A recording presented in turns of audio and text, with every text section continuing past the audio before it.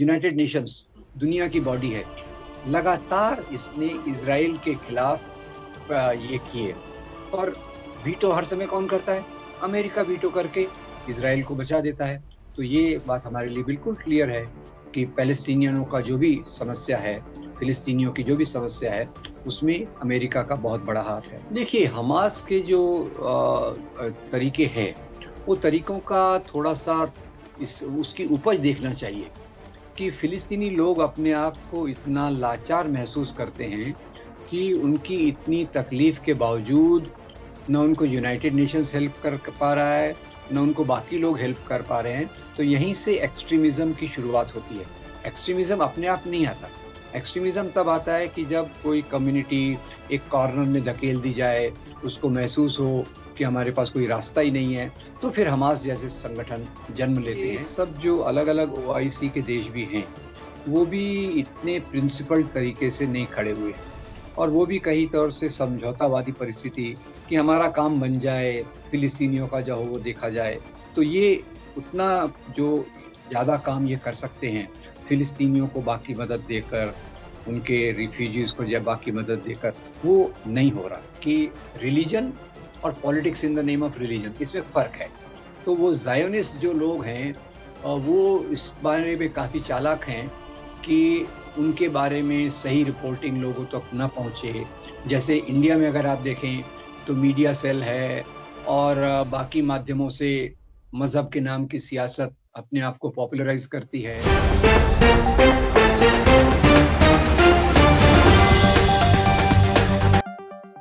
पल-पल news से मैं हूं आपके साथ नदीम अकरम। इजराइल फिलिस्तीन के बीच 12 दिन तक युद्ध चला और इस युद्ध के खत्म होने के बाद हर किसी का एक ही सवाल है कि इस जंग में आखिरकार जीता कौन। और इसी पर हमसे बात करने के लिए डॉक्टर रामपुरियानी सर मौजूद हैं। मैं सर सबसे पहले आपसे यही जानना चाहता हूं कि 12 दिन तक युद्ध चला और इस युद्ध में आखिरकार जीत किसकी हुई है? देखिए, वैसे देखा जाए तो ये पैलेस्टीन की तरफ से 200 लोग मारे गए, जिसमें 40 के करीब बच्चे भी थे और पैलेस्टीन की बहुत सारी बिल्डिंग्स को बहुत नुकसान हुआ और गाज़ा पट्टी पे भी बहुत नुकसान हुआ, ये एक बात है। पर दूसरी तरफ अगर आप देखें, तो इज़राइल के इस काम का जो विरोध हुआ, यूनाइटेड नेशंस में रिज़ोल्यूशन आया, ख़ैर वो अमेरिका उसको कभी पास नहीं होने देता, वो बात अलग है। और यूनाइटेड नेशन में रिज़ोल्यूशन आया, फिर पूरे यूरोप के कैपिटल्स में आप देखिए, तो लोगों की जो ओपिनियन है, वो ज़्यादातर पैलेस्टीनियों के साथ रही। यानी उन्होंने इज़राइल के इस काम का विरोध किया। तो मुझे लगता है कि एक लंबे दौर पे देखा जाए, लंबे दौर लॉन्ग टर्म व्यू अगर लिया जाए, तो दुनिया के लोग इज़राइल की ज़्यादतियों को, जो वो ज़्यादतियाँ कर रहे हैं, जो जिस प्रकार का अत्याचार कर रहे हैं, उसके बारे में काफ़ी जागरूक हो गए हैं और उस तरफ से तो ख़ैर युद्ध में तो कोई जीतता नहीं है, ये मेरी मेरी राय है। युद्ध में दोनों हारते हैं। नुकसान तो बेगुनाह इंसानों का होता है और पर वैसे देखा जाए तो पैलेस्टीन की तरफ जो राय रखने वाले लोग हैं, उनकी संख्या पहले से बढ़ गई है और यूनाइटेड नेशंस में इस प्रकार का रिज़ॉल्यूशन आना, सीज़ फायर के लिए कॉल करना, ये अपने आप में एक महत्वपूर्ण बात है। लोगों के दिमाग में ये भी आ गया कि आज तक यूनाइटेड नेशंस के जितने रिज़ॉल्यूशंस हैं, वो इज़राइल के खिलाफ हैं और इज़राइल ने उस रिज़ॉल्यूशंस में एक रिज़ॉल्यूशन को भी नहीं माना, क्योंकि अमेरिका हर समय उसकी तरफ से वीटो करता रहा है। तो ये बात भी अभी लोगों में इसकी जागरूकता बढ़ रही है। तो वो मुझे लगता है कि ये पैलेस्टीनियनों के कॉज़ के लिए दूरगामी दृष्टि से एक ठीक बात है। क्योंकि सर इसी के साथ हम दूसरा क्वेश्चन लेना चाहते हैं, क्योंकि लगातार इस जंग के दौरान हमने ये भी देखा कि सबसे ज्यादा अगर टारगेट किया गया तो पत्रकारों के ऊपर भी इजराइल की जो सेना थे उन्होंने हमले किए। अल जजीरा की बिल्डिंग को तबाह कर देना और फिर एक जो फिलिस्तीनी पत्रकार हैं उनकी एक आंख चली गई इस हमले के दौरान। और फिर मलेशिया की जो एंकर थे उन्होंने एक आंख ढक करके पत्रकारिता अपनी खबरें पढ़ी। तो कितना बड़ा आप देखते हैं कि पत्रकारों के ऊपर ये हमले आखिरकार क्यों किए गए हैं? अल जजीरा की बिल्डिंग को लेकर के हमने इंडियन मीडिया चैनलों में भी देखा कि ये कट्टरपंथियों को बढ़ावा दे रहे थे, इसलिए इजराइल ने इसे जो है टारगेट किया। आप किस तरीके से देख और समझ रहे हैं इन चीजों को? देखिए, ये इज़राइल जैसी ताकतें जो ज़्यादातर मज़हब के नाम पे सियासत करती हैं, क्योंकि इज़राइल का मुख्य ये है, वहाँ कोई यहूदियों के लिए सरकार नहीं है, वो यहूदीवाद के लिए है। ये थोड़ा फ़र्क हम समझ लें कि रिलिजन और politics in the name of religion, इसमें फ़र्क है। तो वो ज़ायोनिस्ट जो लोग हैं वो इस बारे में काफ़ी चालाक हैं कि उनके बारे में सही रिपोर्टिंग लोगों तक ना पहुँचे। जैसे इंडिया में अगर आप देखें तो मीडिया सेल है और बाकी माध्यमों से मज़हब के नाम की सियासत अपने आप को पॉपुलराइज़ करती है। तो ये लोग इस बात को मानते हैं कि लोगों तक सही बात नहीं पहुँचना चाहिए।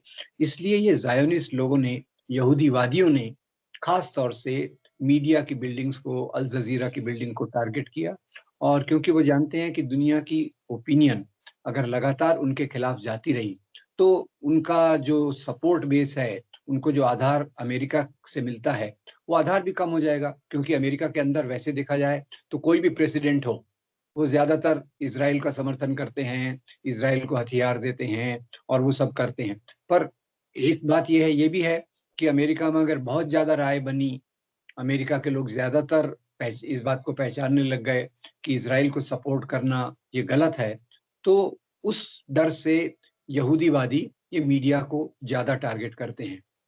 क्योंकि क्योंकि सर हमने इस जंग के दौरान ये भी देखा, जब 12 दिन तक जंग चल रही थी, इज़राइल जो है उसके बड़े-बड़े हथियार जो हैं वो हमास के संगठनों को तबाह करने में नाकाम साबित हो रहे थे। इस दौरान खबर आती है कि 750 मिलियन जो डॉलर हैं उनके हथियारों को हम इज़राइल को देंगे। इस दौरान पर अमेरिका का ये कदम कहीं न कहीं ये नहीं दर्शाता कि फ़िलिस्तीनियों के ऊपर जो अगर माना जाए कि फ़िलिस्तीनियों का जो नरसंहार हो रहा है, वो उसमें अमेरिका का पूरे तरीके से किरदार है और वो खुल कर के सपोर्ट कर रहा है इज़राइल को कि आप मारिए, हम आपके साथ हैं। आप किस तरीके से देख और समझ रहे हैं इस दौरान इस खबर का सामने आना? देखिए, इस खबर के सामने आने के पहले भी अगर हम थोड़ा समझना चाहें, तो इज़राइल का बनना, ये अमेरिका और ब्रिटेन की एक योजना थी। और जैसे 1897 में जो एक ज़ायनिस्ट ने यहूदियों की मीटिंग बुलाई और कहा हमें एक अलग देश बनाना चाहिए। तो ये प्रस्ताव जब उन्होंने रखा तो दुनिया भर के यहूदियों ने इसका विरोध किया। उन्होंने कहा यहूदी धर्म है, हमारा कोई देश की सीमाओं से हमारा कोई संबंध नहीं है और आप इसका प्रकार का प्रस्ताव लाएँगे तो यहूदी का जो व्यापारी हैं, यहूदी जो वर्कर्स जगह-जगह फैले हैं, उन देशों में उनके खिलाफ उनको टारगेट किया जा सकता है, उनको निशाना बनाया जा सकता है। और उसके बाद फिर फर्स्ट वर्ल्ड वॉर के पहले भी इज़राइल बनने की बात हुई और सेकंड वर्ल्ड वॉर के बाद जब ब्रिटेन एलाइज़ पावर जीत गए, तो अमेरिका और ब्रिटेन की ये सोच थी कि ये पूरे एरिया में जहाँ अरब देश हैं, यहाँ तेल के कुओं के बहुत भंडार हैं और उनका एक वाक्य था कि oil is too precious to be left to Arab. यानी ये दुनिया के मालिक हैं और अरबों के हाथ में तेल है, तो वहाँ हम उनको हाथ में कैसे छोड़ सकते हैं? तो उस एरिया में इनकी एक आउटपोस्ट रहे, जहाँ से ये अरब देशों के कंट्रोल कर सकें और अपनी राजनीति को खेल सकें। ये अमेरिका का प्लानिंग था, इसमें ब्रिटेन भी उसके साथ था, आजकल तो अमेरिका का ज़्यादा रोल है। तो मैं तो इस बात को मानता हूँ कि पैलेस्टीन के सवाल को जो पैलेस्टीन लोगों इतने बेघर-बार हो गए, रिफ्यूजी बने, लाखों लोगों को अपना घर-बार करना पड़ा, छोड़ना पड़ा। ये ऊपर से इज़राइल दिखता है, पर इसके पीछे तो अमेरिका की पूरी चाल है, क्योंकि जी। अमेरिका उस एरिया में अपना एक आउटपोस्ट एक चाहता है। इसलिए आप देखेंगे कि एक तरफ से अमेरिका की तरफ से इज़राइल जो करता है अरब देशों पर एक नियंत्रण कंट्रोल करने के लिए और उसमें अमेरिका ने जितने हमले किए वेस्ट एशिया में, मेरे ख्याल से 7 मुस्लिम देशों पे इसने हमले किए। तो जी। उसमें कोई मज़हब का लेना-देना नहीं है, वो तो चाहते हैं वहाँ का तेल। अभी-अभी खबर आई थी कि इराक से उन्होंने कितने बिलियन डॉलर्स का तेल की संपत्ति को वहाँ से निकाल लिया है। तो ये मैं तो इसको प्राइमरी रूप से अमेरिका को दोष दूँगा, पैलेस्तीनियों की जो दुर्दशा है, इतने लाखों लोग बेघर-बार हो गए। तो उसके लिए तो अब देखिए यूनाइटेड नेशंस दुनिया की बॉडी है, लगातार इसने इज़राइल के खिलाफ ये किए और वीटो हर समय कौन करता है? अमेरिका वीटो करके इज़राइल को बचा देता है। तो ये बात हमारे लिए बिल्कुल क्लियर है कि पैलेस्टीनियनों का जो भी समस्या है, फिलिस्तीनियों की जो भी समस्या है, उसमें अमेरिका का बहुत बड़ा हाथ है। सर, इसी के साथ-साथ हम ये भी समझना चाहते हैं आपसे, क्योंकि फ़िलिस्तीनियों की तरफ से जो जंग लड़ रही थी हमास, सबसे ज़्यादा चर्चा का केंद्र बना हुआ था। इज़राइल और अमेरिका जो है, वो उसे आतंकी संगठन मानता है, पर तमाम देशों की राय जो आई, वो हमास के सॉलिडेरिटी जिस तरीके से वो जवाब दे रहे थे, 12 दिन के अंदर 4100 से ज़्यादा मिसाइलें उन्होंने दागी। कैसे देखते हैं और समझते हैं हमास की जो भूमिका निकल कर के सामने आई है फ़िलिस्तीनियों के लिए? देखिए, हमास के जो तरीके हैं, वो तरीकों का थोड़ा-सा इस उसकी उपज देखना चाहिए कि फ़िलिस्तीनी लोग अपने आप को इतना लाचार महसूस करते हैं कि उनकी इतनी तकलीफ़ के बावजूद ना उनको यूनाइटेड नेशंस हेल्प कर पा रहा है, ना उनको बाकी लोग हेल्प कर पा रहे हैं। तो यहीं से एक्सट्रीमिज़्म की शुरुआत होती है। एक्सट्रीमिज़्म अपने आप नहीं आता। एक्सट्रीमिज़्म तब आता है कि जब कोई कम्युनिटी एक कॉर्नर में धकेल दी जाए, उसको महसूस हो कि हमारे पास कोई रास्ता ही नहीं है, तो फिर हमास जैसे संगठन जन्म लेते हैं और उनको कई कई बार ऐसी ताकतें भी प्रेरित करती हैं। तो मुझे लगता है कि हमास के तरीके पे प्रश्न चिन्ह उठाना उचित है, पर ये भी उसके पीछे देखना चाहिए कि हमास जैसे संगठन ये खड़े क्यों होते हैं? उनके खड़े होने का यही कारण है कि फ़िलिस्तीनियों का एक बड़ी जमात को लगता है कि हमारे पास रास्ता क्या है? हम चारों तरफ से घिरे गए हैं। यूनाइटेड नेशंस हमारी मदद नहीं कर पा रहा। अमेरिका लगातार इज़राइल को हथियार दे रहा है। हमारे पास कोई हथियार नहीं है। हमारे लाखों लोग बेघर-बार हो गए। तो हमारे पास रास्ता क्या है? तो उस तरीके से आज दुनिया इस बात को सोच रही है और हमास के काम को भी हमने इसी प्रकार से देखना चाहिए। सर, इसी के साथ-साथ एक सवाल हम और लेना चाहते हैं इसमें, क्योंकि हमने देखा कि जो बेंजामिन नेतन्याहू हैं, वो एक ट्वीट करते हैं, तमाम देशों का शुक्रिया अदा करते हैं कि हमें इन हुँ, हुँ। देशों ने समर्थन किया, और साथ ही साथ उसमें से 3-4 देश सामने आते हैं कि हमने समर्थन दिया ही नहीं, तो आपने हमारा फ्लैग क्यों इस्तेमाल किया? और देश में हमने अपने देश में सबसे ज़्यादा देखा कि ट्विटर पर ट्रेंड चलाया गया कि आई स्टैंड विद इज़राइल, हम इज़राइल के साथ हैं। और भारत का नाम नहीं लिया, और यूएन में जो भारत का बयान था, उसे कैसे देखा और समझा जा सकता है? देखिए इसमें सरल बात ये है कि भारत ने शुरू से लेकर फ़िलिस्तीनियों का साथ दिया। महात्मा गांधी ने भी इस बात को स्वीकार किया कि ये फ़िलिस्तीनियों पे अत्याचार हो रहा है। यहूदियों को किस प्रकार से बसाना चाहिए, वो दुनिया का सवाल है। पर फ़िलिस्तीनियों के कॉस्ट पर उनको बसाना नहीं चाहिए, महात्मा गांधी का स्टेटमेंट था। 1978 में जब जनता पार्टी पावर में आई, तो अटल बिहारी वाजपेयी विदेश मंत्री थे। उन्होंने भी कहा कि फ़िलिस्तीनियों पर अत्याचार हो रहा है, हम उसका समर्थन करते हैं। फ़िलिस्तीनियों का समर्थन करते हैं। सुषमा स्वराज ने भी यही स्टेटमेंट दिया बाद में। पर अभी धीरे-धीरे पिछले 7 सालों में वैसे तो वाजपेयी के समय जब वाजपेयी जी 1998 में पावर में आए, उस समय से इज़राइल से दोस्ती होना चालू हो गई और पिछले 7 साल में ये दोस्ती ज़्यादा गहरी होती जा रही है। इसलिए भारत का जो स्टैंड अभी भी बैलेंस्ड है, पर पहले जो स्टैंड था वो अन अनक्वेश्चनिंगली फ़िलिस्तीन को सपोर्ट करना, इज़राइल से संबंध न रखना, इज़राइल का विरोध करना था। अब वो उससे थोड़ा-सा सरकने की कोशिश कर रहे हैं और उन्होंने ये जो अभी युद्ध विराम की घोषणा उस रिज़ॉल्यूशन में भी वोट नहीं दिया, एब्सटेन किया। अभी तक तो युद्ध विराम के सपोर्ट में भारत खड़ा रहता था। ये तो युद्ध विराम के सपोर्ट में भी उन्होंने नहीं किया। तो भारत की पोज़ीशन थोड़ी-सी पहले से बदली हुई है और उसका कारण ये अभी की सरकार है, जो सरकार एक तरफ से इज़राइल से ज़्यादा गहरे संबंध रखना चाहती है और दूसरी तरफ से इसका मुस्लिम विरोध भी बहुत क्लियर है। ये ज़्यादातर एक तरफ से अरब देशों से दोस्ती करना चाहेगी तेल के लिए, दूसरी तरफ से इसकी भावनाओं में मुसलमानों के लिए कोई सहानुभूति नहीं है, तो इसलिए इनकी पोज़ीशन थोड़ी-थोड़ी बदल रही है। सर, इसी के साथ-साथ जो सबसे ज़्यादा अमेरिका, इज़राइल, फ़िलिस्तीन के युद्ध में सबसे ज़्यादा जो ध्यान केंद्रित किया था, वो ओआईसी की मीटिंग ने किया था। तमाम प्रतिक्रिया सामने आईं, तब लोगों का एक सवाल था, क्या सिर्फ़ कड़ी निंदा करने का केंद्र बन गया है ओआईसी? आप किस तरीके से देखते हैं जो ओआईसी का इस युद्ध के दौरान कदम रहा? देखिए, अब ये सब जो अलग-अलग ओआईसी के देश भी हैं, वो भी इतने प्रिंसिपल्ड तरीके से नहीं खड़े हुए और वो भी कई तौर से समझौतावादी परिस्थिति कि हमारा काम बन जाए, फिलिस्तीनियों का जो हो वो देखा जाए। तो ये उतना जो ज़्यादा काम ये कर सकते हैं, फिलिस्तीनियों को बाकी मदद देकर, उनके रिफ्यूजीज़ को या बाकी मदद देकर, वो नहीं हो रहा है। तो मुझे लगता है कि केवल कड़ी निंदा करने से काम नहीं होता है। जब फिलिस्तीनी लोग इतने अत्याचार को सह रहे हैं, तो उनको ज़्यादा मजबूती से हर लेवल पर सपोर्ट करना, ये ओआईसी देशों का कर्तव्य होना चाहिए, ऐसा मुझे लगता है। सर, इस युद्ध के बाद जो इज़राइल की सबसे ज़्यादा दुनिया भर में निंदा हो रही है, ऐसा कोई देश नहीं बचा होगा जहां प्रोटेस्ट इज़राइल के खिलाफ ना हुआ हो। और अभी हाल ही में आयरलैंड के संसद में जो प्रस्ताव पारित कराया गया, कितना बड़ा इम्पैक्ट पड़ सकता है इसका इज़राइल पर? क्योंकि अभी ये भी खबरें सामने आ रही हैं कि फ्रांस से भी जो ताल्लुक है वो बिगड़ चुके हैं। दोनों देशों ने अपने-अपने राजदूतों को वापस बुला लिया है। तो किस तरीके से देखा और समझा जा रहा है इज़राइल की इस हरकत का पूरी दुनिया पर क्या असर पड़ने वाला है?